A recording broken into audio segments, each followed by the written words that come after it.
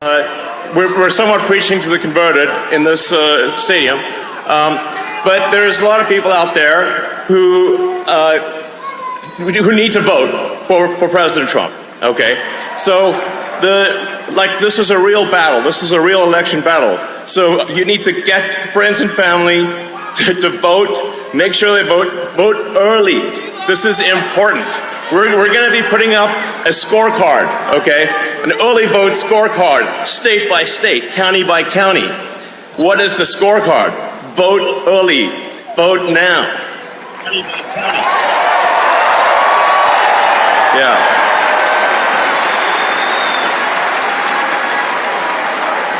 Make the margin of victory so big that you know what can happen.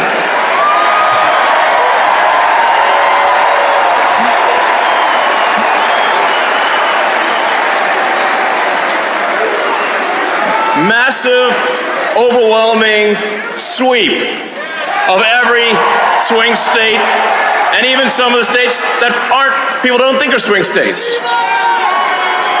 Massive, crushing victory.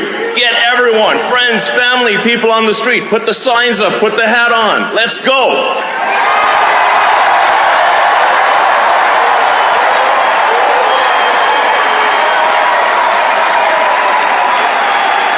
And with that, it is my honor to introduce the First Lady, Melania Trump. All right, I've only got one question for you, and then I'm getting out of here because this is your stage. But we set up Doge. Yes. How much do you think we can rip out of this wasted $6.5 trillion Harris-Biden budget? Well, I think we can do at least $2 trillion. Yeah! Yes. $2 trillion. People love Trump, and I put myself in this category. It's why I'm here today. Is because he's liberated us in the deepest and truest sense. And the liberation he has brought to us is the liberation from the obligation to tell lies. Donald Trump has made it possible for the rest of us to tell the truth about the world around us. And that's the single most liberating thing you can do for people. If you want to enslave people, if you want to degrade them, force them to tell lies. And they have. They forced us to lie about everything at gunpoint, effectively. They put people in prison for refusing to lie. And not just the obvious lies that men can become women or Vladimir Putin blew up the Nord Stream pipeline. No, honestly, he did. January 6th was an insurrection. They were unarmed, but it was very insurrection-y. Not even the obvious ones, but the big lie. You know what the big lie is? The big lie is that they're impressive. That's what the big lie is. That the people in charge have somehow earned the right to rule over you, and they haven't. And you know that. These are the single most useless people in the United States. They have no skills whatsoever. They've got 3/4 of the money, and they didn't earn it. They set up a system precisely for the purpose of awarding themselves wealth and power when it's undeserved. You look at Liz Cheney and you ask yourself honestly, what skill could she possibly have that allowed her to send hundreds of thousands of people to their deaths? Did she earn that? I don't think she did. No fair system would make Liz Cheney powerful. No fair system would make Larry Fink rich. No fair system would elevate someone like Kamala Harris to a presidential nomination. She's never been. Our message to every legal immigrant in this country is this. You're like my parents. But our message to every illegal immigrant, if you came legally, you get the same American dream that everybody else does. Work hard, get ahead, make contributions to this country, love the nation, and that's our message to legal immigrants. But our message to every illegal immigrant is also this. We will return you to your country of origin. Not because you're all bad people, but because you broke the law. And the United States of America is founded on the rule of law. Our message to my generation, the millennials, is this. You were sold a false bill of goods. You were told you become a gender studies major in California. Somehow that gets you a head start on the American dream when it hasn't worked out that way. Dead on your shoulders. The Iraq and Afghanistan wars. Yes, it's true you were lied to. But we can't just be cynical about our country because this is still the last best hope that we have in the free world. And our message to Gen Z is this. You're going to be the generation that saves the country. You want to be a rebel? 18 years old, stand up on your college campus and call yourself a conservative. Be proud of it. Say you want to get married, have kids, raise a family, and have a good job. That's how we win in America. After all we have been through together, we stand on the verge of the 4 greatest years in the history of the USA. With your help from now until Election Day, we will restore America's promise. We will put America first, and we will take back the nation that we all love.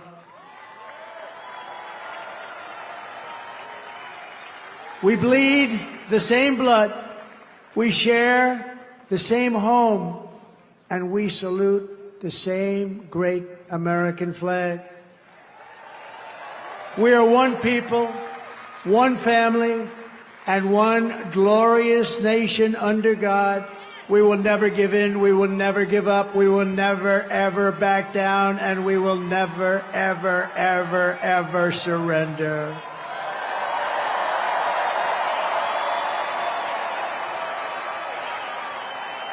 Together we will fight, fight, fight, and we will win, win, win. We're going to win, win, win.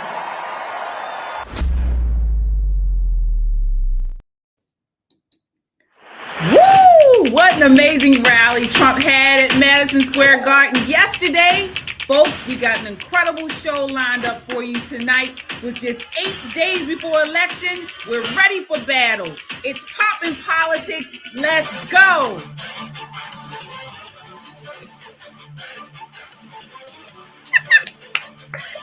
I'm riled up. I'm fired up after that thing yesterday. All right. So I'm KJ. Let me introduce you to my co-host. Of course, we have Shelly E. And back with us tonight from Soldiers of Finance on YouTube is Tyrone Keys. Like, share, and subscribe to our channel. We're on YouTube and you can listen to us on Apple Podcasts or Spotify under the name Pop and Plus. So on YouTube, your super chats and donations go a long way in helping us produce conservative content. Any amount is appreciated.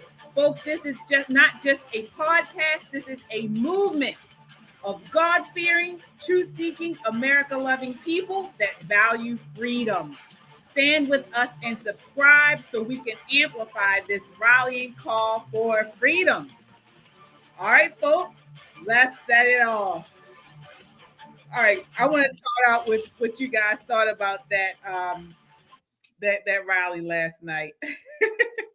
I just was so excited. You know, I wish I was there. We're all at the rally. We got rallies right where we are, right? Yeah. That rally had me, I was so pumped. I listened to some of it. I watched a little bit of it. It was just pumped. I thought of it as, what is that movie? All the King's Men. That's the title I gave it. Because all of those guys and some ladies, all of those guys were on the money. They were on their game. It was enthusiastic. The crowd loved it. I wish I was there too, but I mean, hey, I am pumped. Yeah, what about you, Tyrone? Oh, you're muted. Madison Square Garden has a 20,000 seat capacity. Every last seat was filled. Yes. They actually could have sold at least 2 shows for the Trump rally. And this happened in New York City. All right. The Democrats knew it was going to happen. And that's why now, I guess Patrick Ewing is a Nazi because he played at Madison Square Garden. Yeah, absolutely. As you mentioned, tens of thousands rallied outside. They could have held 2 Madison Square Garden rallies with the amount of people that were there. And of course, the left is, as Shelley always says, apoplectic, and they really are.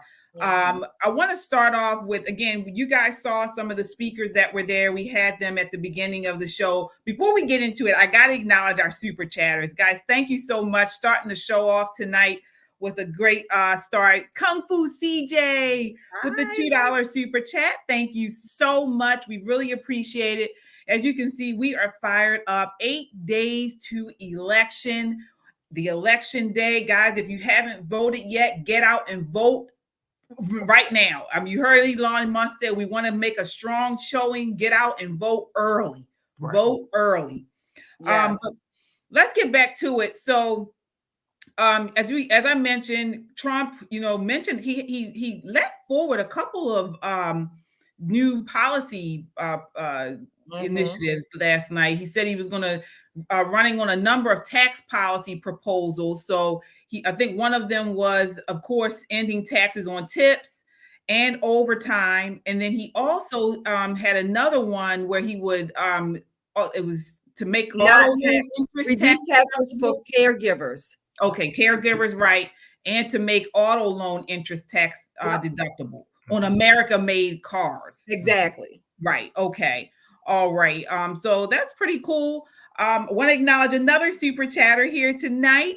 All right, let's see here. We have Mark Slater, the $20 super chat. Thank you so much, right, Mark. He said the first Nazi rally with record-breaking Black and Latino turnout. Exactly. And that's right, Mark. Speaking of that, take a look at this. This is a clip of some of the rally attendees who were interviewed. I think it was as they were on their way into the rally, this Nazi rally. Look at this guy. This is a clip number 8. Who gonna put on for everybody? A white man, an other man, or somebody that's out color? Trump free Kodak. Why is Kodak out making music? What was he arrested for? Does Come that on. matter? Let's talk about it. Is that important to me? Who's she free? I said no in Puerto All right. Who's she locked up?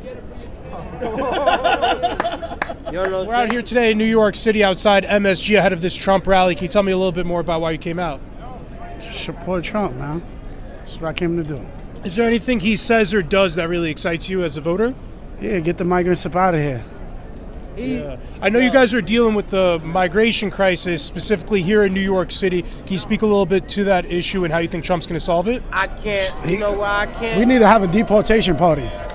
Yeah. We need that deportation party. Yo, bro, my family's an immigrant. Yeah, my family's immigrants too. Say that. I'm half Colombian and black. You know what it is? Yeah. If that's the case, I might as well walk my family across the border. Yo, bro. Yeah. We just walk them across the border. We come to see Trump. Absolutely. I want to ask because I know that's been the core part of the Trump issue. Can you speak a little bit more to how that excites you as a voter? Why is this a top issue for you? Oh, because you can't walk around New York City safely. You can't, bro. I got 2 kids, bro. They growing up in New York City, bro. Come on. You don't know where they come from, bro. They not even vetted. What's your reaction to people who call Trump a racist because he talks about wanting a strong border and stuff like that? Not somebody that was at the NAACP. He did mad shit with black people. Come on, bro. He not racist. Niggas don't like him. They're going to be like that. That's regular. Trump's been working hard at outreach to the black community. Among people, he gets something like 20% support from. What does he need to do or say to earn more support from the black community? Nah, he got full support. 100%. People just scared to show it. But trust me, when they voting, that boy gonna win. Do you get any pushback in your community for wearing the MAGA hat like that? No, hell no. What? Nobody gives you funny looks or anything? Go sell it in the hood right now. I bet you everybody cop up. I know Kamala Harris is his opponent. What do you think about Kamala Harris? If elected, come to the hood. She'd be the first. She can't come to the hood, gang. Think about it. I'm in the South Bronx. She can't come to the South Bronx. Trump had a rally in the South Bronx at Crotona. All right.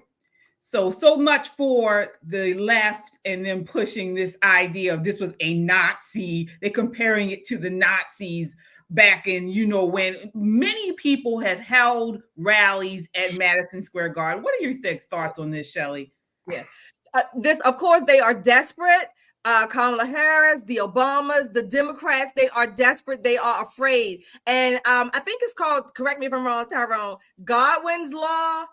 When you have to start comparing people to Hitler or Nazis, you've already lost. So this is what they're doing. And she is still running this thing home. It's not doing her any good. At best, it's maintaining wherever standing she has at best. But it certainly is not increasing her numbers. It's not, she's still, she's kind of at a ceiling, if you will. They are afraid. Trump is bold. His team is bold. The ideas that they're bringing forth, the policy changes. They're talking about policy and changes. Yes, there's some comedy and some punts in between, but overall, they are cohesive. They are coherent. They are courageous. Right. Yeah. Right. And if you observe that dialogue between those guys, one thing I want to take my hat off to the guy in the "Make America Great Again" cap. Because if he was that articulate while high, imagine what he is when he is not high. But also those guys were having they disagreed on some points, but it was civil, okay? It was reasoned. And if you look at the background, you saw a diverse group of people, okay? So you're not going to see somebody come up to a Kamala Harris rally and disagree with one of her supporters and it not turn ugly. Mm-hmm. I mean, they are actually, that woman was featured a few days ago cursing out a baby. Okay. Mm-hmm. Not even infants are safe from these people. Again, this is just an awakening, and it's driven primarily by the economic situation that the country is in. Yeah, absolutely. And you mentioned that that video. We have it on our channel. I don't know if the producers can grab that short that we have on our channel showing that nutbag cursing at a young girl, baby. I mean, the child was in a stroller. Yeah. And you had a Kamala Harris supporter screaming at her curse words at this child. It was madness, total madness. But yeah, I mean, this is what you get from these unhinged people. And we talked about this in a previous show. We've come across it. These leftists are nuts. You can't even go out. If someone mentioned, I was reading an article just this weekend, and it was saying how Trump supporters are unable, or if they do, they put like Trump signs on the lawn or any type of paraphernalia of supporting Trump or MAGA or anything. Now, insurance companies are thinking about charging us more than they would, because it's a greater risk of us getting our homes vandalized. Well, this is how unhinged the left is. Yeah. Well, fortunately or unfortunately, I could put a sign up, you never see it. But I wish a Kamala supporter would. Yeah, it's crazy. And here's the Kamala supporter right here. Take a look, guys. Bring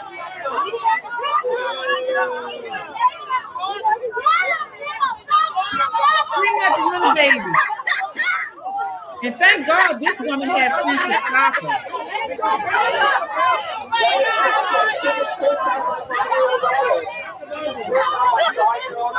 Are you ashamed at all? Are you ashamed? No, look. Everyone look at her face. Why did you take your children here? Wow. Yeah. Let the record show there was a Black woman protecting, stepping in for a white child. Now, granted, to me, it doesn't make a difference. I'm just pointing that out because the left will always say they want to use the racist trope that white people don't, they're racist and they don't have anything in common, things like that. But that woman who stopped that lunatic from cursing at the child looked damn near scared, like traumatized, like what the hell am I supposed to do, right? But that woman who stepped in, kudos to her. I applaud her. Yeah, people have gone off the reservation. We can disagree on politics without you becoming violent and screaming at a toddler. Lord had helped her if that was my child. You wouldn't have, I would have dragged her across that gate and I would have been on the news. Unfortunately, I would have been on the news because that was insane. That was insane. Babies are not safe in the womb and they're not safe in a stroller. Right. Yeah, that was just bizarre. That was just demonic. You're just screaming in the face of a child. And he cursed. She said something about F you or effing with. I'm like, what the? I had to rewind it at least 10 times. No words. I want to acknowledge our super chatters, guys. Thank you so much.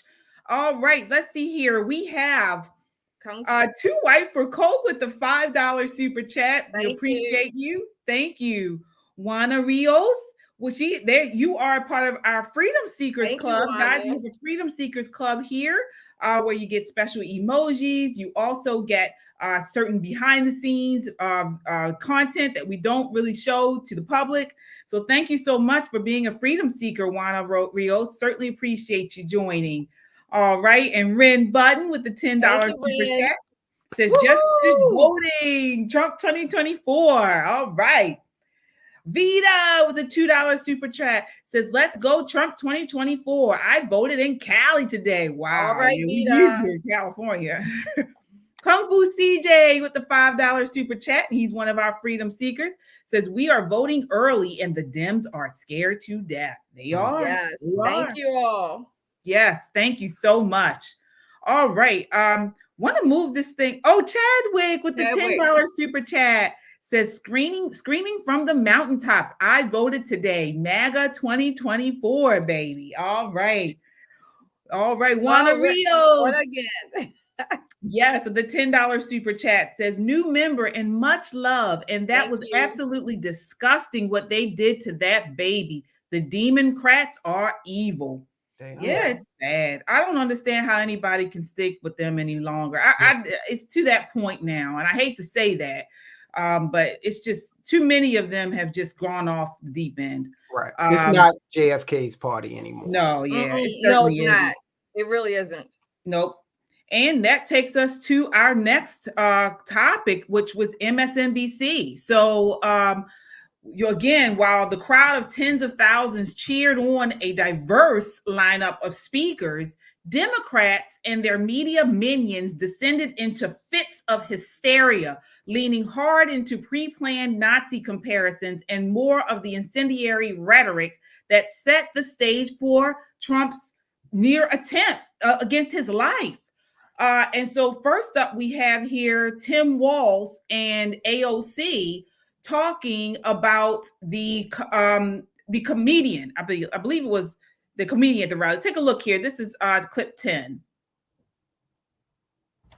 But that jamboree happening right now, you see it there on your screen, in that place is particularly chilling because in 1939, more than 20,000 supporters of a different fascist leader, Adolf Hitler, packed the garden for a so-called pro-America rally, a rally where speakers voiced anti-Semitic rhetoric from a stage draped with Nazi banners.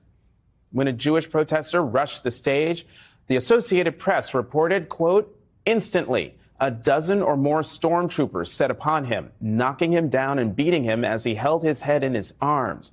Most of his clothing was torn from his body. Later, he was booked for disorderly conduct. Now, against that backdrop of history, Donald Trump, the man who has threatened to use the military against opponents he calls enemies from within, who has threatened to use the troops to quell what he says are lawless cities, and to use those troops to carry out mass deportations of immigrants, is once again turning Madison Square Garden into a staging ground for extremism. Is disgusting. It is. It is. And how are they even allowed to be on news anymore? This isn't news. This is pure propaganda. This is exact. And he said it himself. He said, this is chilling. It's chilling to him because he sees that Americans are not hypnotized. They're waking up to the propaganda that news agencies spew each and every day. And guys, look, I got to tell you, Go back. I encourage everybody, go back and study the Church Commission hearings, congressional hearings that established a long time ago that these news agencies are controlled by the intelligence agencies. They are just feeding you what they want you to hear. And you see today the results of that, an intelligence community, a military industrial complex that has lost control of the narrative. And all they have left is to hit somebody with Hitler just because you had a rally in the same place that he did years and years, decades ago. It's silly. It's disgusting. Like no one else has had, no other political campaigns have had rallies at the garden. Right. Shelley, what are your thoughts here? Exactly. One of our, remember the first Black president, Clinton, I think he had a rally there, right? As well as other celebrities, not to mention the sports games and all these different types of entertainment that takes place there. So all of a sudden, when Donald J. Trump, born and raised in New York City, the city that he still loves and built up, now it becomes a Nazi holding place or whatever, right? This is nothing more. This is, again, these people are desperate. This is the same kind of propaganda, like Tyrone said, when he spoke at Charlottesville, and they wanted to make that out that the Nazis and the whatever that group was that was supported him, whatever, they wanted to make that a racial supremacist issue. These people are dangerous. These are the ones who pump up the rhetoric. Again, let me be clear. I am a free speech person. I hold people responsible for their crimes, not words in particular, okay? However, but if you want to use their arguments, then the rhetoric is what charges up the environment. Then it should apply to them as they are doing the same thing that they are accusing outside of doing. These people are propagandists. They are pundits. They are false prophets, if you will. Let me say this real quick, because that reporter and, the narrative today is saying that, oh, Trump's going to sick the military on American citizens. The Biden administration, his Secretary of Defense, Lloyd Austin, just signed DOD Directive 5240.1, which directs and gives the military the ability to work with law enforcement and take, quote, lethal action, unquote, toward the American citizens. Now, look, the directive is online. You go read it. All right. We've done 2 videos on it on the Soldiers of Finance channel, breaking this thing apart. You read it. It's available, and it's written in plain language. So when they talk about directing the military to take action against someone, that's not Trump. They just did that 2 weeks ago. Absolutely. But this was the whole BLM cry, remember? They were trying to defund the police because they believed the police were in opposition to the citizenry. And now you have them with this directive. I don't know what, that's a directive right there telling them to go against the citizens, and then not a peep, not one peep. Because they want a national police force. That'll be easier to send a national police force into your neighborhood where they don't know anybody, don't have a vested interest, don't understand the Constitution, the better to deprive you and your neighbors of your rights. That is exactly what's going on. Yeah, that's exactly right. And we already know that's what they want to do. Kamala Harris's running mate, Tim Walz, during the pandemic, or what we say scamdemic, he sent the police out to shoot people with BB guns or paint guns, whatever you call it, if they were out on their porches during the scamdemic, because they didn't want COVID to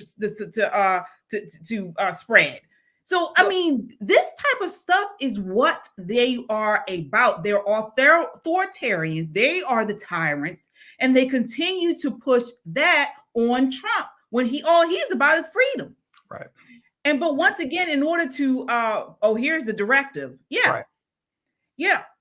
But once again, in order to keep us from going through and understanding this stuff, they flash celebrities and they flash, all of this other nonsense. They fearmonger about Trump and things like that in order to hide right here what is the truth. which is the truth. And this takes us to Beyonce. So while we saw Trump had a phenomenal, incredible rally at Madison Square Gardens, right before this, Kamala Harris had a rally. I'm not sure where it was. It was in Houston, Texas. And of course, she had to bring out the celebrities in order to fill the seats. This is Beyonce and Kelly Rowland at Kamala Harris's rally, clip 2.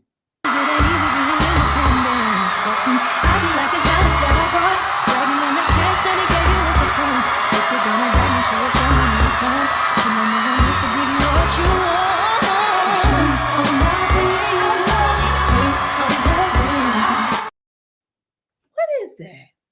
What are they wearing? What I is said Kelly the same Rowland thing. wearing? Like, why does she look like a man? I mean, and then they holding hands, like it just look weird. Yeah, they are weird. They are weird. This is Hollywood, the entertainment industry. These people have nothing in common with rank and file Americans. I'm trying to study something. I've been like looking into it for the past month or two.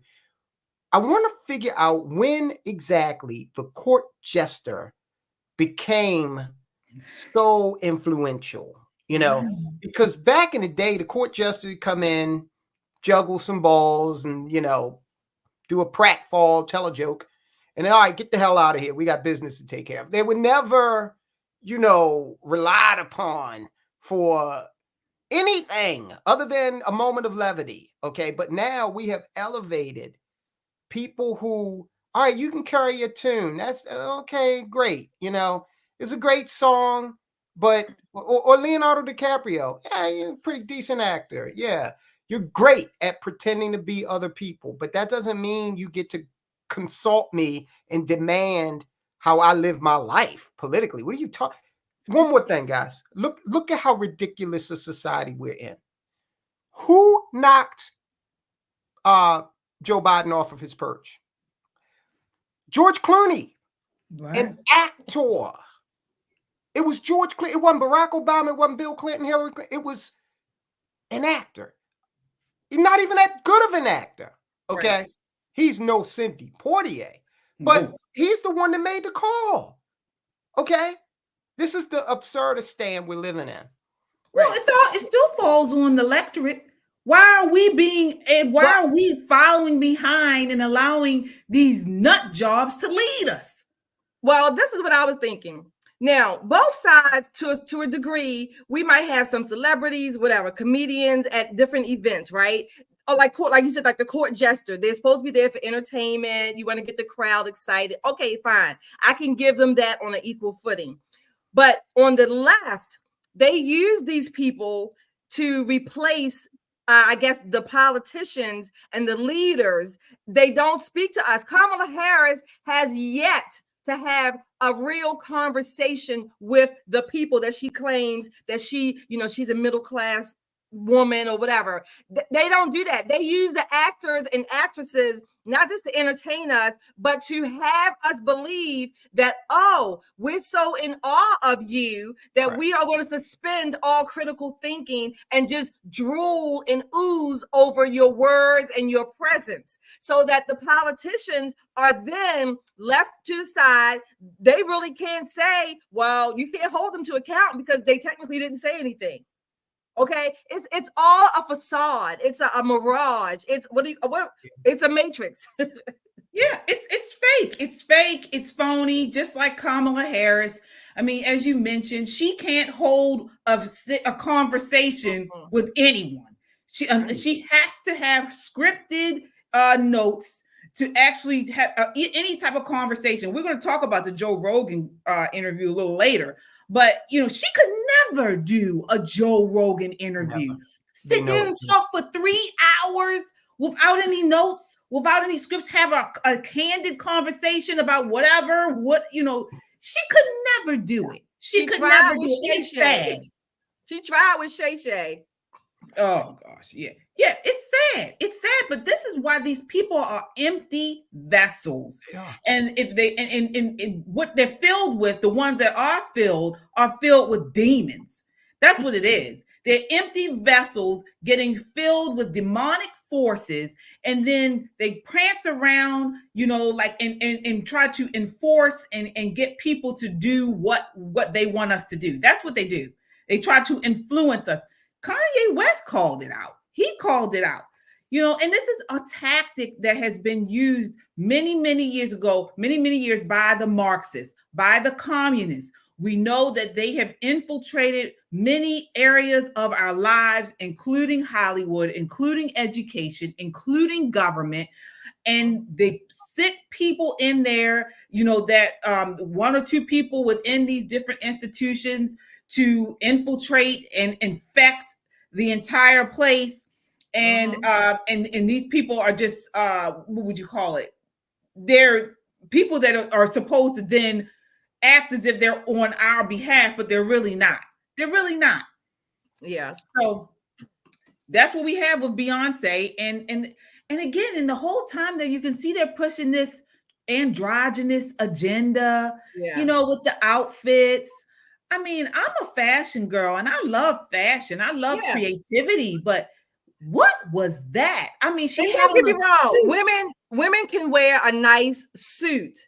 It's just that it just looked bizarre with this particular, audience or arrangement or whatever. It just looked bizarre, and they coming out holding hands, and it looked, it didn't. Her suit on her, it just didn't look feminine. I don't know. No, it wasn't that too. It was the reverse. So again, we have this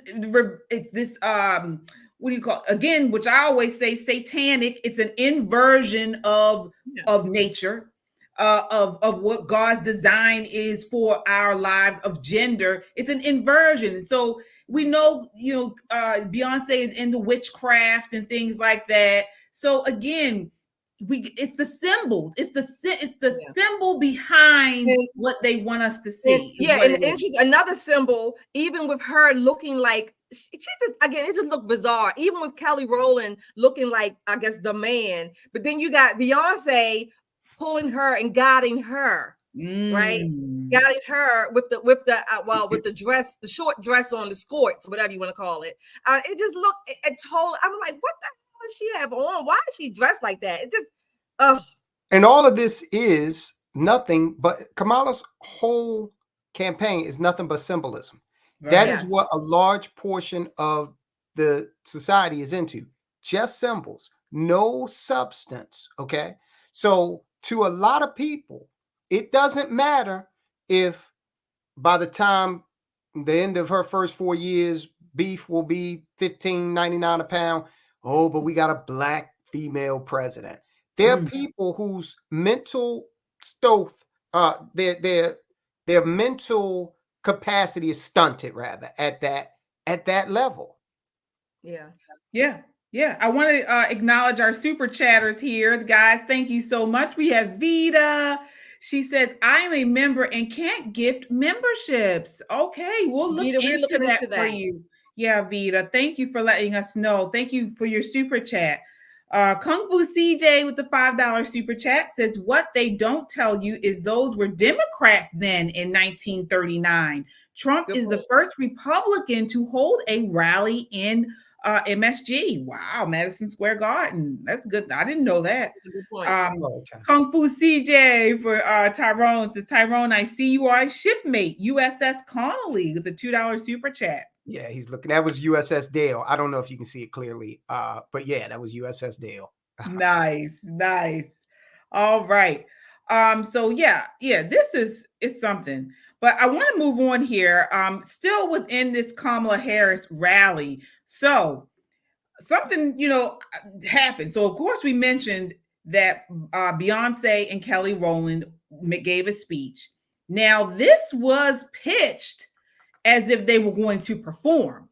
So USA Today, many of the outlets were told by the Harris campaign that Beyonce would be performing at this rally.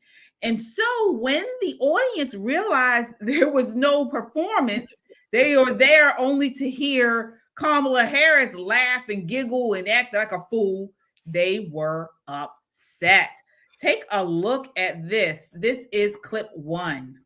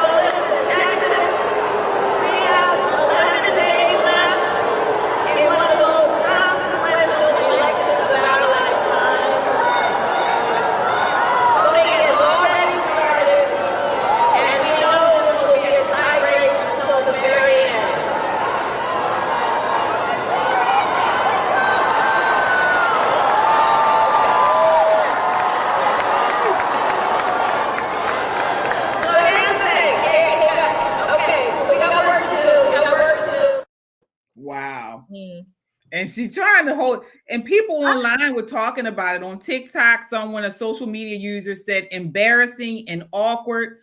Another said Kamala doesn't know what to do, as the crowd booed and got rowdy after Beyonce read a script off the teleprompter for 4 minutes and left without performing.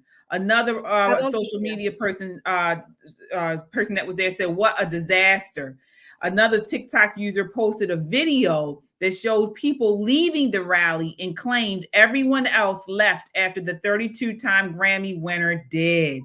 But you know who did perform? And he's a fantastic artist. I love Willie Nelson. Willie Nelson performed. But now you can't invite me to a Commodores concert and then Engelbert Humperdinck gets up there and starts performing. Okay, I'm not going for that. Okay, so these people were like, hey, you guys are not even in the same genre here. You know, what's going on? So I never thought that you were supposed to be booed for more than a minute at your own rally with supposedly your own supporters there. Certainly not booed because someone did not perform. When I heard or saw Beyonce and Kelly Rowland were going to be there, I knew instantly, number one, that 99.9% of those people came to see Beyonce. That's right. They came for a show. They really did. Kamala Harris was just a byproduct of having to be there. But you're not really supposed to be booed like that at your own rally. That doesn't make sense. And then it makes perfect sense. We won't get distracted. Those are your people. Because nobody is coming to see her. Right. She only can fill some portion of a stadium or an event venue if she has these celebrities. This is the Democrats' playbook. This is what they campaign on. They have no issues. They have no solutions. They campaign on dragging out these celebrities, dragging out these singers. You know, they're selling people they're going to, pay off this and pay off that. That's unconstitutional. And this is how they say they're going to get these votes. And I hope people don't believe it. I hope they're smart enough not to vote for this. Not all of them. But when you do that, then people walk out because they don't want to see you. They don't want to hear you. They're just there to see and hear who you brought out to play in front of these people. There's a company called Crowds on Demand. Now, they're not a publicly traded company because if they were, we would be able to see that their stock is going through the roof right now. Because I believe that is where, they bring people out to protest, do all kinds of things. But I think that's where a lot of this support, this visual support is coming from. Crowds on Demand. They're really good at what they do. Okay. Yeah. Really good at what they do. I believe you. And then another dagger in her back was this week, I believe it was Friday. Will Lewis, publisher of the Washington Post, announced that the newspaper's editorial board will not make an endorsement in the 2024 presidential election.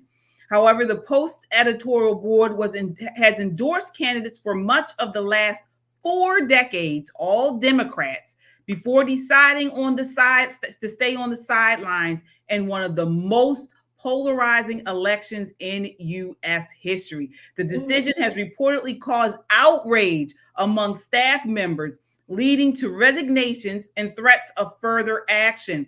One opinion staffer expressed deep frustration, telling Max Tanney, a media reporter with Semaphore, "If you don't have the balls to own a newspaper, don't."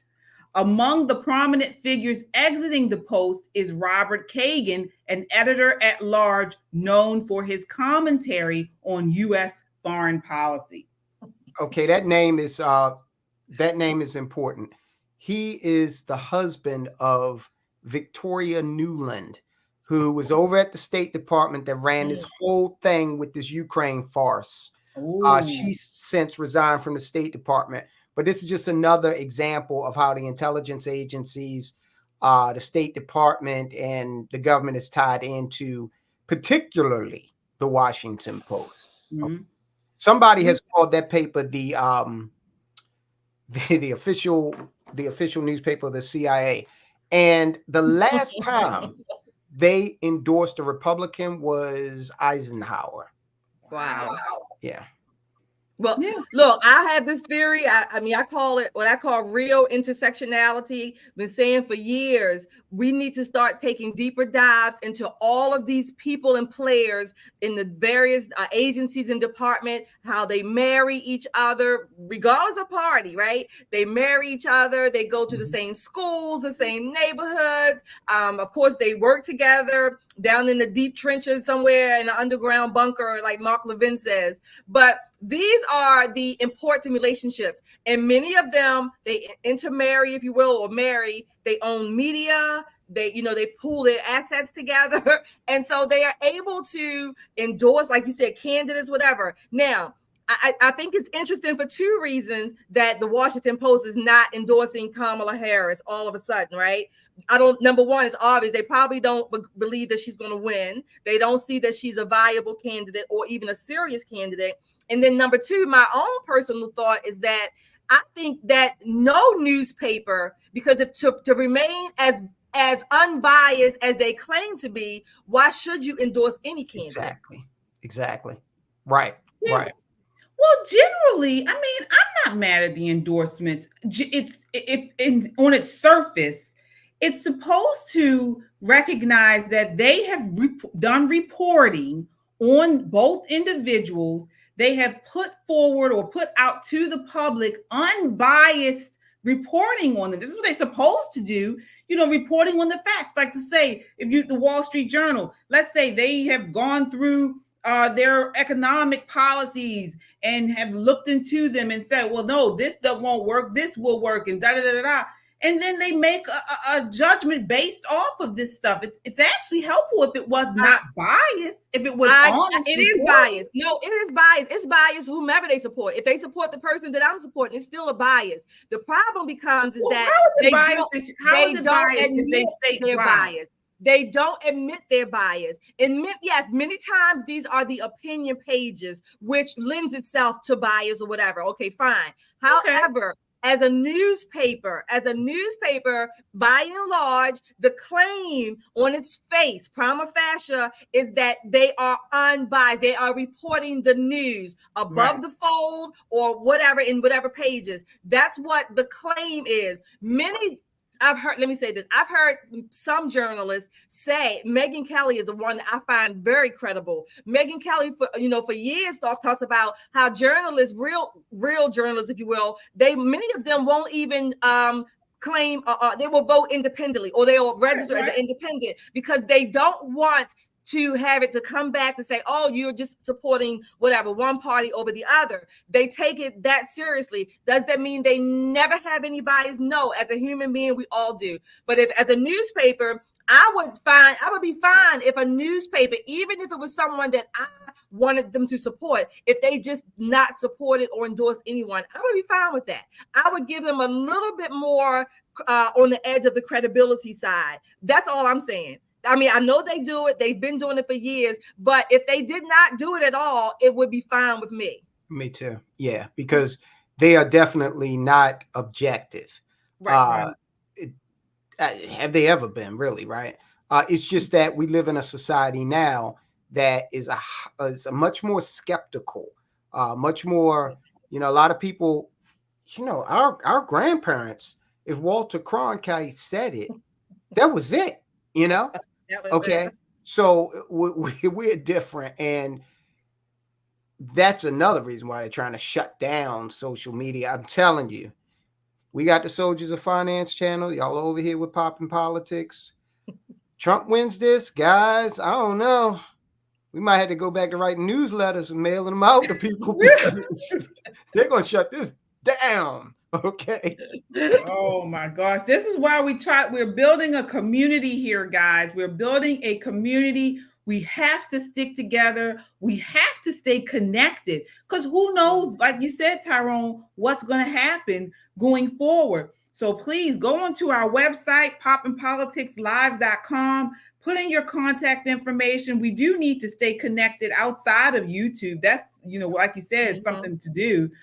We must stay connected because if something happens, we all have to stay connected to make each other aware of what's going on. Right now, X and platforms like ours, Soldiers of Finance, are the only ones where we can actually get, concrete news. We can, depend on one another, trust one another.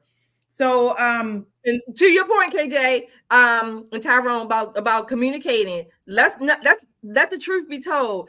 If I hate to even say the words out my mouth, if Kamala Harris wins, you better believe they are coming after X. They're coming after Elon Musk. Oh, yeah. They're going to have something cooked up before January the 20th, so that on the 21st, they are going to shut that down as much as they can. And then they're coming for people like us on YouTube and other platforms. Definitely. Yeah, absolutely. Definitely. Yeah, speaking of that, I want to talk about, make it a little lighter, Tony Hinchcliffe. So comedian Tony Hinchcliffe was one of the comedians at the Madison Square Garden rally with Trump. And some people, I should say, were not happy with the joke he made about Puerto Rico. Take a look at this. This is clip 17. These are terrifying. Absolutely wild times. It really, really is. And, there's a lot going on. Like, I don't know if you guys know this, but there's literally a floating island of garbage in the middle of the ocean right now. Yeah. I think it's called Puerto Rico. Okay. All right. Okay. We're getting there. No. Who is that jackwad? Who is that guy? Actually, I think that's Tony Hinchcliffe, which is super disappointing. I mean, he's a comedian. I don't follow look, this Trump, this issue very with Puerto closely, Rico but... again. I saw it. This was when he went down after Helene, the horrific hurricane, people there, everybody coming together. We sent helicopters down from Minnesota and personnel. This is how you do this during this. And in the first hours, Trump complaining about the response. Does anybody remember how he responded to Maria in Puerto Rico? It was absolutely horrific. Down there insulting people, throwing it. Look, I know that the folks who are on here today understand this. People in Puerto Rico are citizens. They pay taxes and they serve in the military at almost a higher rate than anybody else. Yeah. I mean, it's like super upsetting. Obviously, it's super upsetting to me. My family is from Puerto Rico. I'm Puerto Rican. And like the thing. All right. So to be fair, the Puerto Rican joke that he made bombed at the rally. If you could hear it, the people booed him sort of. But Hinchcliffe is no stranger to outrage and this type of stuff. He was behind the Netflix roast of the football player, Tony. He played for the Patriots. The quarterback. Yeah. I forgot. Tom Brady. Tom Brady. Yes. So he was behind that, and people were upset with the jokes he made there. And then again, as I mentioned during this broadcast, it wasn't received well. But of course, the left is going to take it and run with it. They totally blamed Trump behind it, and for some reason made him, blame Trump for the joke. And before I get you guys involved, here's clip 15, Sonny Holston responding to it. This Puerto Rican has something to say about the island that I love, where my family is from.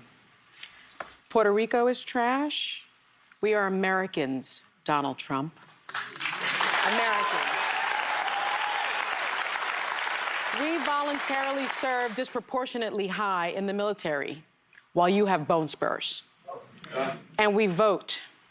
Pennsylvania is home to almost 500,000 Puerto Ricans. North Carolina, 115,000. Georgia, 100,000. Arizona, 64,000. Wisconsin, 61,000. Michigan, 43,000. Nevada, 27,000. We vote Donald Trump. Trash. And by the way, Jennifer Lopez, Ricky Martin, Bad Bunny, Luis Fonsi, and Mark Anthony have over 345 million followers on Instagram. I think you only have 26 million, since you care so much about size. And we don't like what was said about Puerto Rico. And we know how to take the trash out, Donald Trump. Trash that has been collecting since 2016. And that's you, Donald Trump. And finally, my fellow Puerto Ricans, trash collection day is November 5th, 2024. Don't forget it. I pray for her husband nightly. I really do. Listen. I am not the tallest guy in the world. I sat in the first row of a Bernie Mac concert back in 94, Pier 6. All right. Look, I can take comedy. Okay. Either it's funny or it's not. You laugh or you don't. Okay. Just get over yourself. Look, it's not like he went off on the Michael Richards, the cat from Seinfeld. Remember how he imploded? It wasn't to that level. But the left they don't understand humor. They're a humorless murder cult. Okay, that's who they are, right? So it's not surprising that they didn't get this. And as for Sonny, you know what? Those Puerto Ricans are voting for Trump. That's what they're going to do. So, they're adults. This is what the one thing she left out. So you could tell a joke that I don't find funny. And okay, well, maybe someone else did, but doesn't mean that, I'm childlike. And so since I didn't find the joke funny, now I'm not going to vote to bring inflation down and to stop foreign wars. Okay. But that's how silly the women on The View are. Yeah. Yeah. Shelly, what are your thoughts there? All right, I have a few thoughts on this. Number one, I didn't think he was particularly funny at all. Yeah. Just his whole routine. I didn't think it was funny. I didn't think that his jokes, because he made some lewd jokes as well earlier before that Puerto Rican joke. I mean, he literally talked about I think Hispanics or Latinos not pulling out, and that's how they do. They come and make babies. I mean, he literally said, I didn't think what he said was the venue for a political rally. And he didn't read the crowd. And thankfully, like you said, to their credit, the crowd booed or they weren't too happy, at least about those couple of jokes, right? Now, I can see why people would be upset with Trump, because we say it all the time. If you're the leader of a company, then you have to take the hits and the ups and the downs, right? I get it, because the Trump campaign said they didn't even vet this guy. So I do fault them for that. I didn't think it was, I knew that the left would go crazy when I heard it. I knew they would go crazy. Sonny is a fake Okay, she's fake. She may be half Puerto Rican. One day she's half something else. Whatever. You know, I don't know. Somebody said something about her husband. I don't know what her husband is. I guess he's a man. Whatever, right? But this is manufactured outrage. George Lopez said all Mexicans were thieves at the Kamala Harris rally. They clapped and applauded for that. So which is it? The problem I have is that the left has double standards. They do not apply the same standards that they hold their opposition to themselves. They do not. In that way, they are outraged. Again, I just didn't think he was funny at all. So yeah, I don't think a lot of people did. I didn't think he was funny either. Again, you know, comedy is different for different people. You know, some people love Dave Chappelle. I never found Dave Chappelle that funny. I'm a Chris Rock fan. I used to be. Chris Rock got angry though. I don't know what happened to him. Chappelle and Seinfeld. Those are my two favorites. Yeah, I mean, you know, I like Bernie Mac. Bernie Mac was always mine. Also like Paul Mooney. You know, but that's just me. You know, so again, it wasn't like, why won't they comment on one of the speakers? You know, they picked out of all the brilliant speeches, all the thoughtful speeches, they go after a comedian who is there because they're like vultures waiting to pounce on anything that they deem as roadkill and that's left. That's what they do. They are scavengers or whatever you want to call it. That's what they do. They do not think. They act on emotion, and all they know is Orange Man bad. Anything he's associated with him loosely or however close, they will wait to pounce and attack. That's it. That's all they had. Yeah, they were never going to say anything positive. No. Literally, Christ could have spoken at that rally. Exactly. And they would have called him a Nazi. They would have called him a Nazi. Yeah. Exactly. Yeah. It's crazy. It's crazy. I have to acknowledge our super chatters. Guys, we certainly appreciate you. Sherry Q43 with the $5 super chat says, there is no way that I could believe that Harris Demon didn't pay this guy off to say those things at that particular time. Very stupid of him. Yeah. LAPD SWAT with the $5 super chat says, she's code switching. Is she black or Latino? Talking to Sunny. Yeah. Question for you, guests. Will the USCG increase its war fighting capacity or aimed its mission? That's a great question. I actually think that they will. The U.S. Coast Guard will have to increase its war fighting capability because, look, you got China, North Korea's teaming up with Russia, Iran, and don't forget LAPD SWAT 1. The Coast Guard has been making these transits in the South Pacific for years now to keep the lanes open. So I think they will have to. Well, the funding is the problem. They're the forgotten service, unfortunately. Yeah. Kung Fu CJ with the $2 super chat says Rico has a waste and trash problem for real. Yeah, they do. Right. They do have one. It's well noted. Vita with the $5 super chat says 97,000 of the 327,000 people who are trafficked are Black women. Wow. I'm not surprised. We have said this many times on the show. The U.S. government has systemically part of the human trafficking and drug trade from this open border. Brony James, Master Bricklayer with the $2 super chat says all the Diddy party attendees are endorsing Kamala. Exactly. Great point. That's a great point. Yeah, exactly.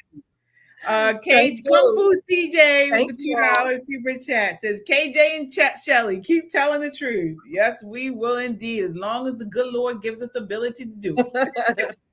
Vita with the $2 super chat says same lie as the DNC convention. Yeah. You know, that's one more thing. This is what irks me. All of these mixed race, whatever I say mixed ethnicity because I still believe there's only one human race. But all these mixed people who, you know, are so conveniently in love with their birth countries or the homes or the countries of their parents. Why the hell are you here? Go back there. What the hell would you leave for? If those countries are so great and awesome and what, why are you here? Go back to wherever your birth family came from or wherever you were born. We will help you get there. There is no one in America who is prevented from leaving unless you are a felon and you may be in prison. Other than that, you are free to go. You can even go to North Korea if you want. You can go to Iran if you want. Go. You're not being held captive here. You have the freedom to leave. Go. Please make yourself at peace and go and get in touch with your motherland. It's funny that you haven't heard much of that since Trump's chances have been getting better and better. You know, people are like, this is just going to happen. I'm not leaving. You know, there's never a line to get out. You never see a line at the Rio Grande going the other way. Exactly. Okay. You never see Americans taking old pickups and making them seaworthy to get the hell out of here. Exactly. You never see that. No. Yeah. Again, you know, this is just them, as you all have mentioned. This is just them, you know, trying to play on emotions once again, trying to play that racial grift. That train is never late, as Chris Rock says. But with the racism, racial grift, this is their claim to fame. They are going to use this until they can't use it anymore. 8 and here days. We have, you know, they don't have anything to run on. And here is Kamala Harris on Club Shay with Shannon Sharpe, this cucked man, big burling black man, and he's like a woman. Oh my God. I think he's having his period every time I see him. I mean, he is like a woman. As Tyrone said, he should be the poster child for vaginitis. I need a barf bag. I need a barf bag because it was disgusting. Clips. So so part of what we have to help people understand is don't think you're in Donald Trump's club. You're not. Right. He's not going to be thinking about you. You think he's having you over for dinner? What is she talking about? You ain't having me over for dinner. What are you talking about? Right. And I don't want to come over to her house for dinner because she cooked the collard greens in the bathtub. What does that have to do with anything?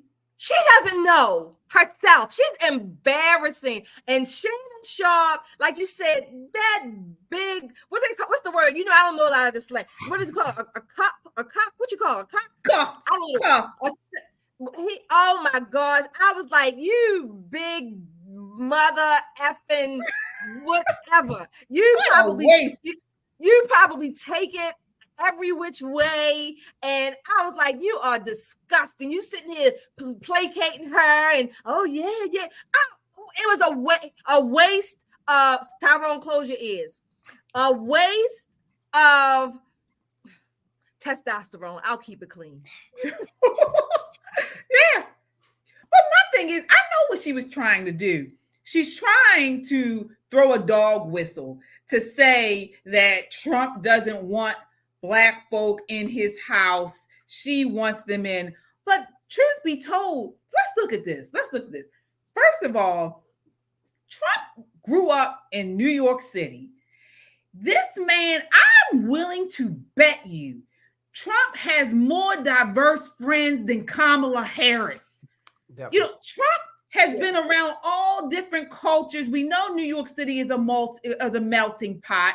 He's grown up around these different people. We know that he used to hang out with all these Black Democrats, Oprah Winfrey, Jesse Jackson, Al Sharpton. Right. You know, all of these people he's been filmed with. The rap community loved him for years until he, ran for office. We know this.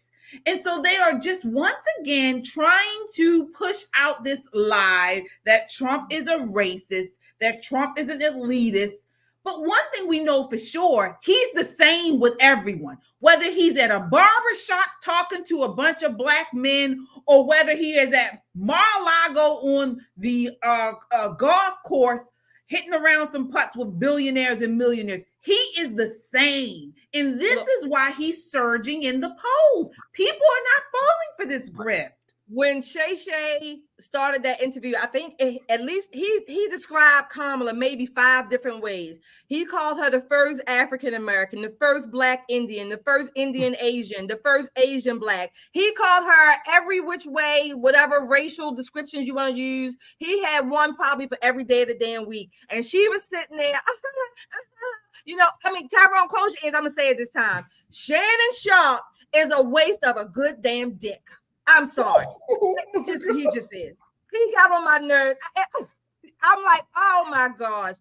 It was just so disgusting. You might as well had Medea or Tyler Perry, Roland Martin, all combined up into one sitting on that couch. Yeah. You know, the other thing is she knows that he is not, you know, he doesn't think deeply about these types of issues. Okay, he can't challenge her on anything, and they knew that. That's one of the reasons why she's not going on Joe Rogan. Okay, so remember, prior to Trump's interview with Rogan, the talk was, Trump is not in control of it. They tried to paint him like, you know, what's really going on with Biden. And Trump sits there for 3 hours comfortably. They talk about all manner of things. Trump took him through a history lesson of the McKinley administration. Okay.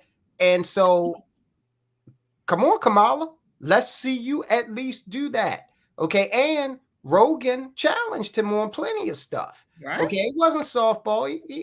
He actually was like, come on back. Let's come on back to this subject and talk about this several times. So Kamala can't do that. And if she can't do that with Joe Rogan, and if she needs, see, Vladimir Putin does not have vaginitis. Okay.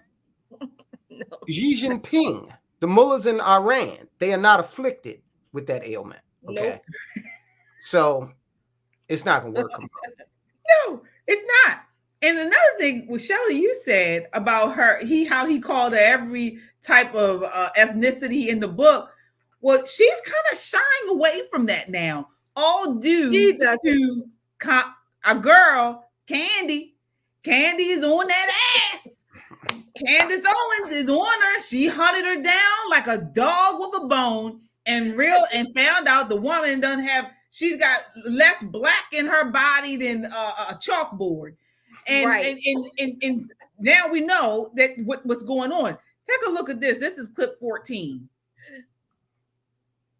The reason why I know that we have stumbled upon the truth is because she is very nervous now to discuss her blockets. I'm going to show you her just yesterday in an interview. But first, I want to go back in memory lane because now they're trying to play the Men in Black hold up the little instrument and just wipe our memory and pretend that she actually never ran on being black and that wasn't ever a thing. So I just want to make sure that I remind everyone that it was the thing. She didn't even say she was black. At once upon a time, 2006, she said she was African American. Like, there is no African in this woman, okay? Jamaican percentage at most. But in 2006, at the State of the Black Union, she became African. Take a listen. It is morally incorrect, but nobody cares about that. You can look at Katrina. Nobody cares about the fact that we've got a bunch of young black and brown men in prison. That argument is not working. What I suggest we do as African Americans is own this issue in law enforcement and then define it in the way that works for us. Because it is a myth to say that African Americans don't want law enforcement. We do. We want our grandmothers to be able to walk to church and be safe. We want our babies to be able to walk to the park and be safe. What we don't want is racial profiling.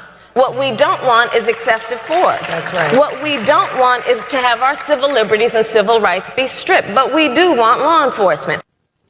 Okay, Kamala, thus far you're like an Indian Canadian Jew, but we'll just go with that for a second. She's now freaking out when somebody, this journalist realizes, hey, you're no longer leaning into the historic nature of your campaign. Obviously, what this journalist meant was, weren't we all doing you're the first black person running and you are just going to watch Kamala filibuster this, and suddenly she don't want to talk. Take a listen to her being interviewed by Hallie Jackson for NBC News. You've been reluctant to lean into, to talk about the historic nature of your candidacy on the campaign trail. Why is that?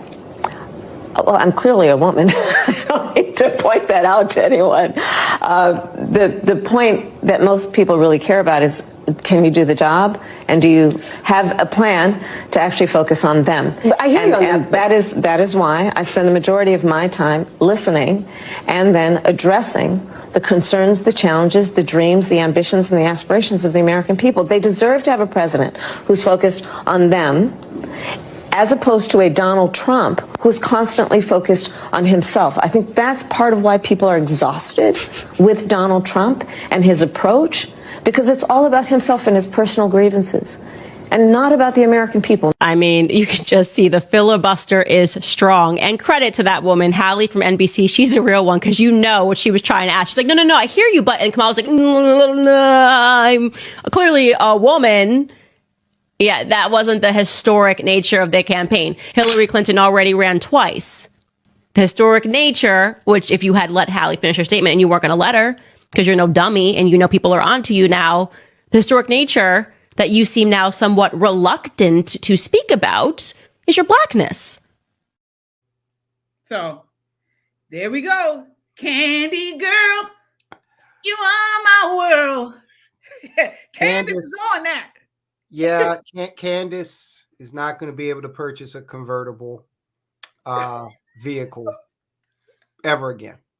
Why do you say that? Ask John F. Kennedy. Oh my Lord. Yeah. Shelly, you see what we're talking about, right? Yeah, I get it. Look, Candace has been on this. I mean, I love it. Again, I love that she's been on this, and the way she's having fun with it too. That's the part that I like. She's having fun with it. So, and she has been, Kamala Harris and her campaign, or certainly Kamala, has been a little more quiet about her supposed blackness or African Americanness, whatever that is. So, yeah. Yeah, absolutely. But it doesn't stop her from faking the funk. Take a look at this. She's at a black church and she's, I guess, trying to do some type of sermon, but we know somebody else who has done the same thing in the past. This is clip 9. I don't feel no ways tired. I come too far from where I started from. Nobody told me that the road would be easy. I don't believe he brought me this far to leave me. Weeping may endure for a night, but joy cometh in the morning. The path may seem hard, the work may seem heavy, but joy cometh in the morning, and church morning is on its way. Wow. Yes, it is.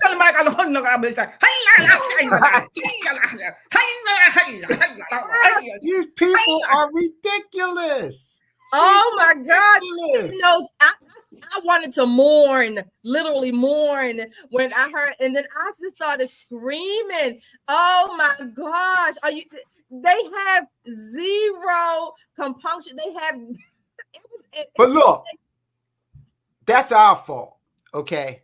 Because you never see them go up into a synagogue and pretend like they got a Jackie Mason accent, okay? You never see them go into an Asian venue and act like Mickey Rooney at Breakfast at Tiffany's, okay? Nope. They just they do it to us because we allow it, okay? Exactly. What the congregation, both Hillary's and the one she did it at, should have got up, turned their backs like they did Bloomberg, and walked out and said, "We don't recognize this. You're pantomiming us. You think that we are, just susceptible to you putting on this holy wine, and now we're supposed to WHINE, and now we're supposed to just, that's magically supposed to make us vote for you." And they do it in churches. A lot of times they do it in the churches. I mean, that was it was like chalk on your nails on a chalkboard. And the thing is, they don't have any kind of second thought about doing it. No. They do it as if they're supposed to do it. Like, this is what the crowd, the church people want. This is what gives us the energy. Like a comedian would expect the applause from his audience. This is how they play us on our turf. Yeah, and we let them. And she goes back and laughs her ass off. Okay. Just like Hillary. Okay. If Walz could talk, she's in there with Bill at the end of the day. And you see me, I don't feel no way. And they say, hey, man, that's what they do. Dumb Negroes, okay? Dumb. And they get up there and she on there doing all that stuff. And they get up, yes, sister. It's like, amen. You know what? Amen. Okay. I'm going down to the Korean embassy tomorrow and ask, can I sign up? I'm done. Tired of this. I hope this isn't working. I hope this is not working. Oh, it is working. With the portion of the population, it is working. People can't think this is real. They can't. Yes, some people do, unfortunately. Some people believe it and they buy it. Yes. I mean, if she came to my church doing that, I would be so upset. She's making a mockery. Why not just come up and just be yourself? You're not a preacher. You're not even a Christian. Can you imagine if the keynote speaker at the next NAACP rally was Robert Downey Jr. dressed up like his character from Tropic Thunder? That's what it is like, though. That's what it's like. That's what it's like. That's exactly what it's like. Yeah, man. This is funny because you talking about his character. This is interesting. These people, Kamala Harris, Hillary Clinton, whomever else, they come to the churches, right? But these people are really the KKK in real form. These are the racists and the bigots. They don't have to put on a sheet. They do it out in the open. And the people, what do they say? Eyes wide shut. That's what these people are. They had their eyes wide shut and they think, oh, but let somebody come in there with a sheet or, like you said, even acting. Hell, they fired Megyn Kelly. She was even saying people wore blackface when she was little for costumes. They fired her just for having that thought. But they come in open form, no shame at all, right in their faces. None. Yeah, you're right. But it's what the people want, I guess. These leftists, these voters on the left, they want. I was a saucy in San Jose. Something like that. He said. Oh, I gotta watch that again this weekend. Yeah. That's what they want. They want Tropic Thunder. We're trying to give them, some real meat, some real solution, and they want Tropic Thunder. Yep. I was a salsa in San Jose. What do you mean, you people? Yeah. All right. So we're moving right along. This takes us to this clip with her. I want to, before we get off of Kamala Harris, I want to talk about the clip you have on your channel, Soldiers of Finance, talking about her prosecutorial abuse. This is clip 13. Take a look. Oh, actually, I'm sorry. Before we get into the clip, I want to acknowledge the super chatters. Guys, we certainly appreciate you. We have P Cool with the $5 super chat. I'm 100% Puerto Rican. Sonny Holston is a Puerto Rican disgrace. I love it. All right, Bronny James, Master Bricklayer with the $2 super chat, says a vote for Kamala is a vote for Satan's agenda. Yes, it is. Dan's RC with the $10 super chat says, love your message, Miss Shelley. Absolutely. Kung Fu CJ with the $5 super chat says, they not leaving. This is the greatest place on earth. Yes, it is. And we thank God for it. Roni with the $2 super chat says Team Kamala and Team Satan are one and the same. Lumpy Griggs, hey Lumpy with the $5 super chat says I was asked if I'd eat Kamala's greens. I'd say I'd rather have pink eye. Oh no. You might get pink eye from eating the greens. Yeah, right. All right. Thank you guys so much. Certainly appreciate you. You got to take a look at this clip about her prosecutorial abuse. This woman is wicked. This is clip 13. Now, if you vote for this woman after you see this, you can never, in good conscience, complain about overzealous law enforcement ever again. Dear Kamala Harris, let's get one thing crystal clear. The vast majority of American men have no issue with electing a female president. Our issue lies solely with you. You were second in charge of California for 13 years. As California's Attorney General, Harris promoted enforcement of a law that allowed prosecutors to seek jail time for parents of truant kids. As a prosecutor in law enforcement, I have a huge stick. So I decided I was going to start prosecuting parents for truancy. I thought that was crazy. I was like, how can you lock parents up? If you don't go to school, Kamala's going to put you and me in jail. Yes, we achieved intended effect. I opened the door and I see at least 7 or 8 cops that wanted to arrest me. As a matter of fact, they did. And frankly, you know the prosecutors in my office who volunteered to do this? My homicide prosecutors, my gang prosecutors. And they went over there and I said, when you go over there, look really mean.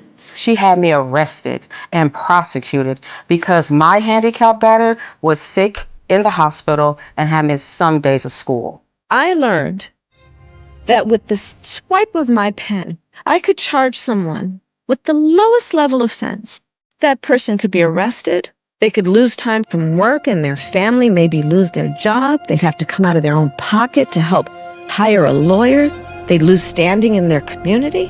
I lost my job and couldn't pay rent, and we got evicted. Weeks later, I could dismiss the charges, but their life would forever be changed. I became homeless. We had to move into a motel. All because of the swipe of my pen. Wow. Right. She's power hungry. She gleefully sat up there and recalled destroying people's lives methodically. Oh, I could reduce the charges later, but by that time they'd already lost their job. They have to hire a lawyer. Wow. Mm-hmm. Yeah. See, for years, I'm going to say it. I'm not trying to be self-aggrandizing, but I'm going to say it. For years, I have been on the horse, beating the horse of our government has too much power. I am pretty, I'm going to say even keel.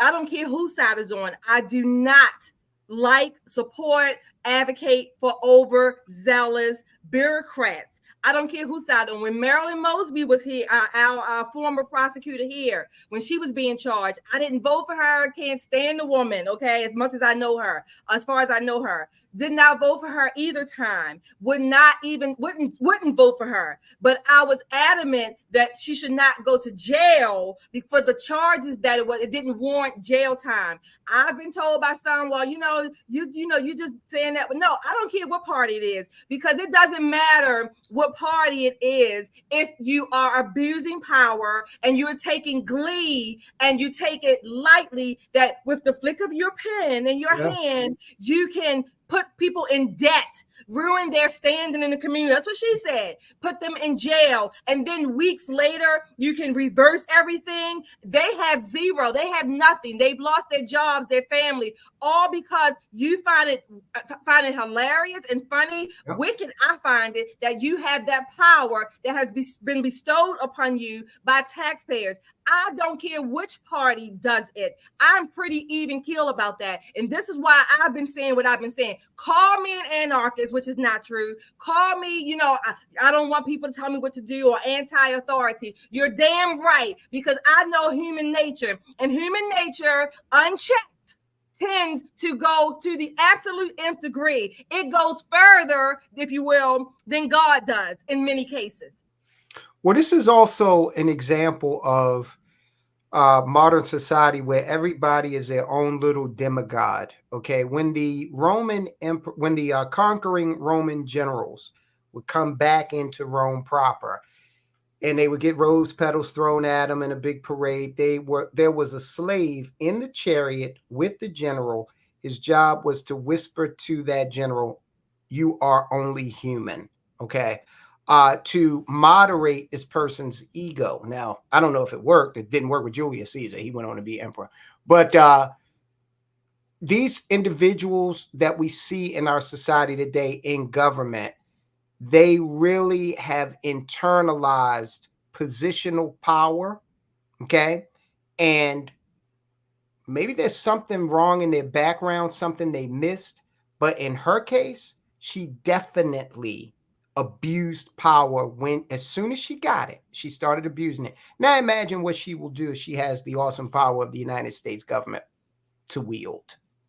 Yeah, and the crazy thing about it is they don't care about the children missing school because of that it will cause some type of slide in their education. They want them to fill the seats so they can get paid from the tax money and education money. She admits to that. In that, yep, she admits that. She says that. I want the money. Yeah, that's what it's about. It's not about the children having any type of lack of education. Right. They want the money. They want the money. And this is another reason why they don't push school choice. They don't want school choice. They don't want us to have any freedom whatsoever. And the little bit of freedom they may pretend that they want us to have, it's not even freedom at all. Right. It's no freedom at all.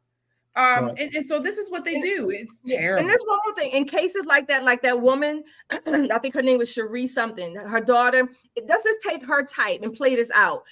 Imagine how many times she has prosecuted, let's just say truant parents or parents whose students were truant, right? This lady had a handicapped daughter. You put the parent in jail, you basically impoverish them. Then what happens? They can't care for their children. Then that means you open the door for CPS to come in and take their children, because then they're going to be neglected or derelict parents because the government. So either way, the parents are not going to be able, in many cases, they're going to still have to fight to get their child back, let alone get their name and their reputation and their funds back. They don't have the money to do that. They're going to have to rely on public defenders in a sense. But in this case, it's all a circular argument, and they still don't come out winning. You have corrupted them and impoverished them pretty much probably for the rest of their lives. Absolutely. Yeah. And if truancy is an issue, then what you need to do is investigate the cause of it. Don't start throwing people in jail. It's just like with drug addicts. Okay. Drug addicts have an illness. All right. So throwing them in jail is not going to stop their craving or demand in general. So throwing a parent in jail will contribute to more truancy, not less. All right. Your parents in jail. Who's going to take them to school? Right. Right. But you saw how she cackled and how gleeful she was about that. This is why I don't buy into anytime you commit a crime, you must go to jail. This is why we need to think about this. Some crimes people deserve to be away. I tend to leave those for violent crimes, heinous crimes. But this is why just throwing people in jail for any crime, that's not a good solution. And I say on my side, our side, these are the things we need to think about. Every crime, if you will, first of all, everything should not everything is, but in many cases, many things that are deemed as criminal should not even be. It's too much government. It is. Yeah. I agree. I tend to land on the side of law and order in most cases, but this is a situation where I don't agree as far as locking a parent up because their child misses school. I just don't agree with that. Now, speaking of that, I mean, we are all on the right. We're all conservatives.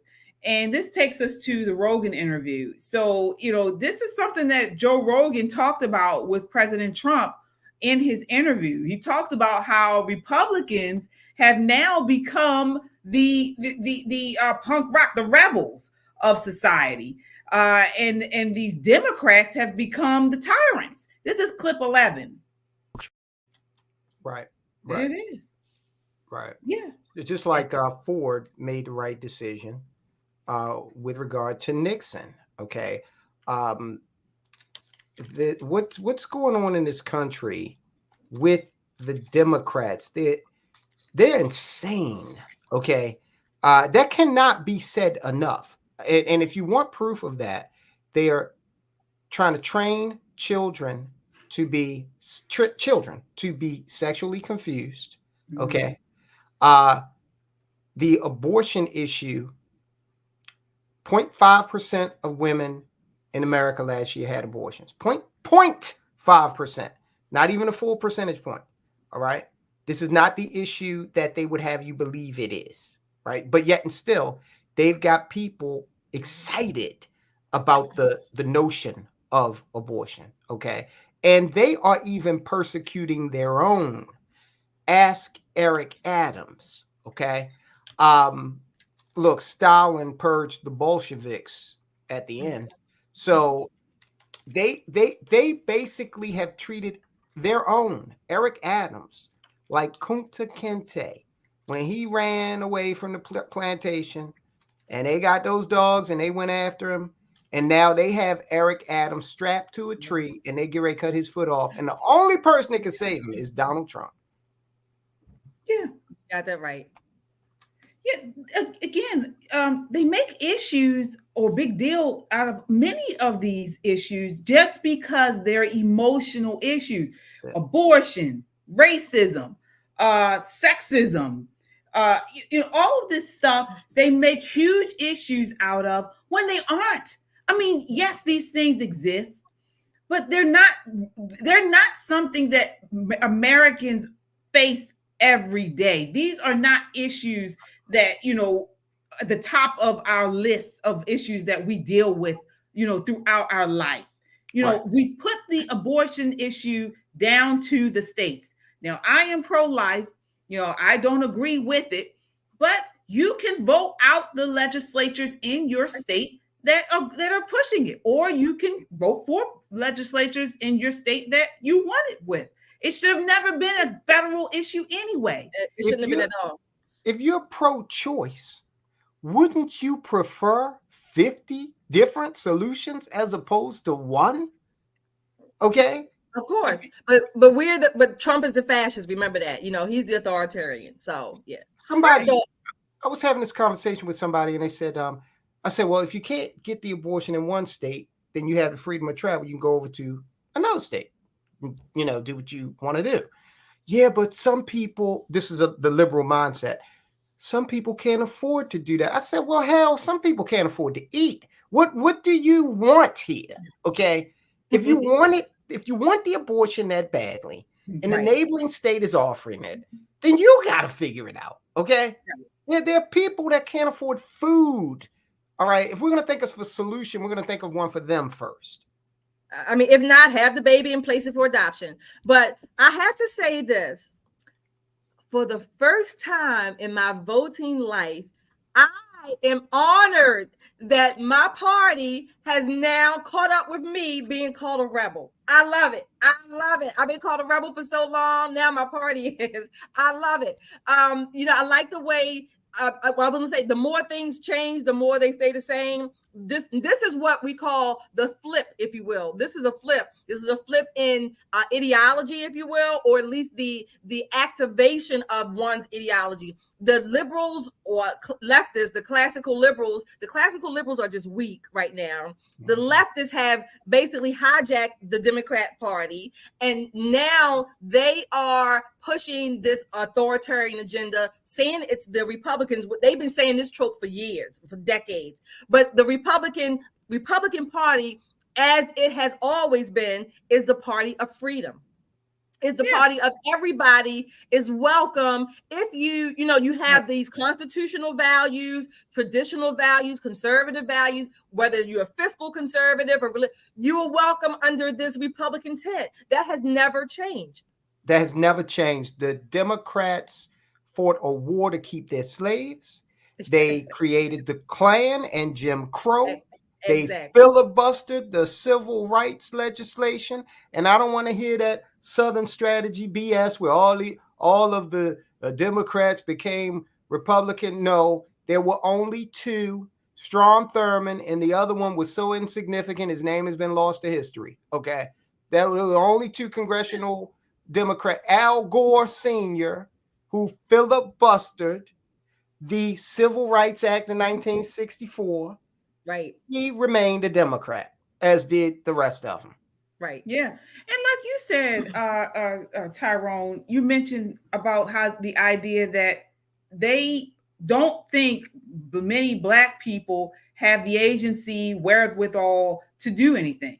There was a clip going around online many years ago of a group of white people, and they were making all these excuses of why Black people, I think it was if they can't vote. I think it was they can't get vote. ID. This is why they can't get ID. No, they can't get ID. Oh no, the Black people don't understand. Many of them don't know how to read and write. No, Black people don't have money to cars and to get IDs. They don't know how. I mean, the list goes. Right. It was pathetic. That's how they think. Pathetic. Kathy Hochul. That's what they think about us. Remember the governor of New York, Kathy Hochul. Mm-hmm. Earlier this year, she said we didn't know how to use computers. Yes, she did. Right. I remember that.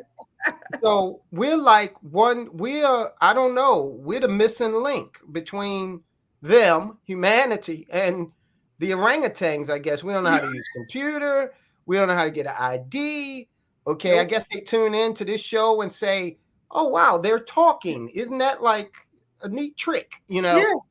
But this is what every now and then you see a flash of honesty come out with the left. Exactly. Yeah, exactly. They look at us like we are still slaves. And, we old brown girl here, I need old help, massa.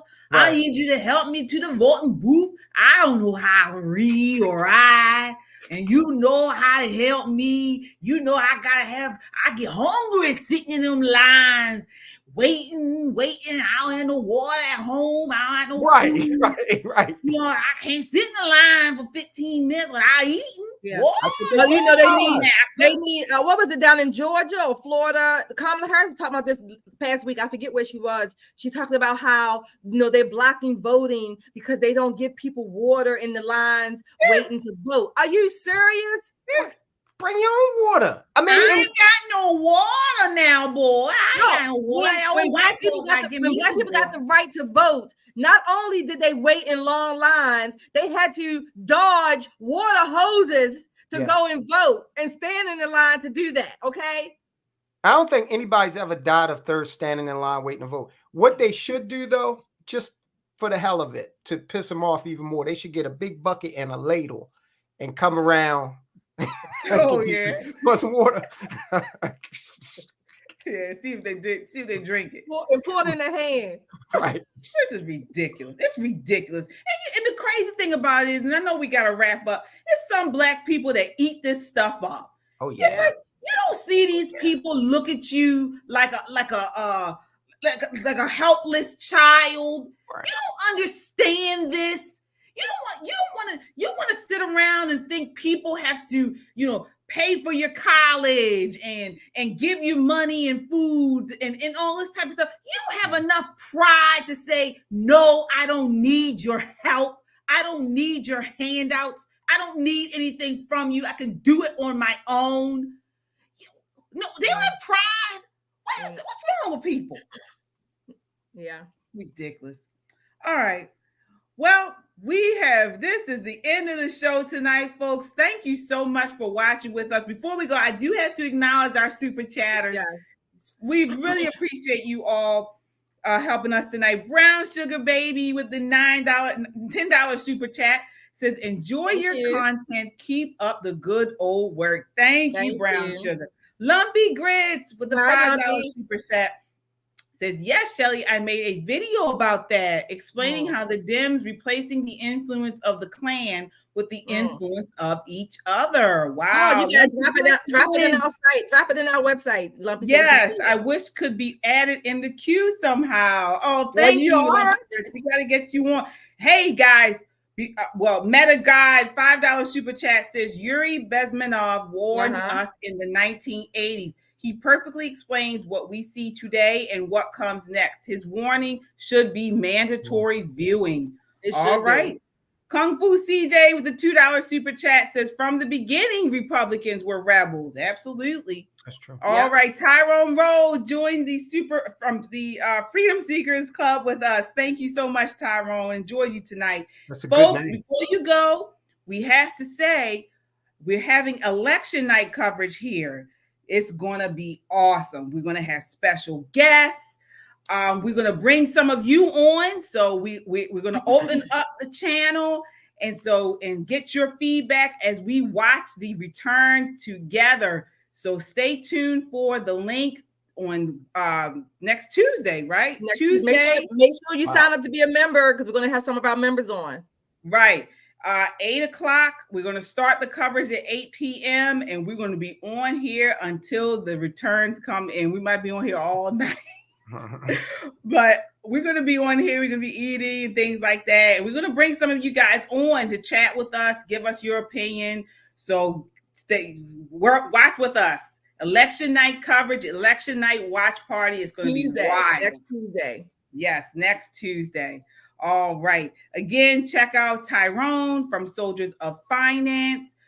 You can also check out our other channels here from Metro Conservative Media. We have Just the Guys podcast. That's on Thursday nights at 10 p.m. We also have the All American Talk Show. They have some really great content out right now, arguing, or I should say debating with a Republican for Kamala Harris, as if that is a real thing. But yes, that is. And then I have my channel here, Christian Conservative with KJ, all on Metro Conservative Media, all talking about news and pop culture from a conservative perspective. You guys gotta, if you haven't done so, subscribe to these channels and check them out. All right. So we'll be back on Wednesday. We'll be here on Wednesday night talking about all the latest in hot topics, news, and pop culture. Until next time, count your blessings and live a life of purpose. Good night.